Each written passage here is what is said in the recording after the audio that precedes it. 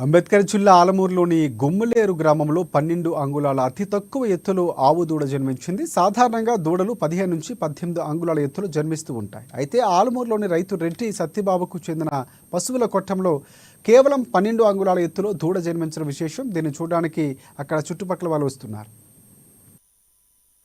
నా పేరు రెడ్డి సత్యబాబు, మాది గుంబ్లేరు, ఆలమూరు మండలం, కోనసీమ జిల్లా.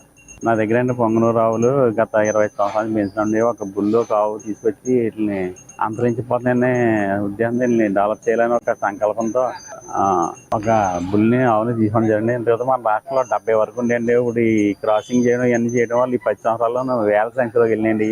ఈ మన ఆంధ్రప్రదేశ్ బ్రీడ్ వల్ల ఇవన్నీ కూడా బాగా కనుమరుగే టైంలో మేము ఇలా డెవలప్ చేస్తాం వల్ల చాలా వృద్ధి చెంది ఇప్పుడు మనకు చాలా ఆనందంగా ఉందండి. ఇప్పుడు ఎందుకంటే మాకు పొంగల్ దూడలు అయితే 15 అంగుళాలు 14 అంగుళాలు పుట్టినండి. కానీ దాన్ని మించండి ఈ మధ్యన మాకు 12 అంగుళాలు దూడ పుట్టి చాలా రికార్డు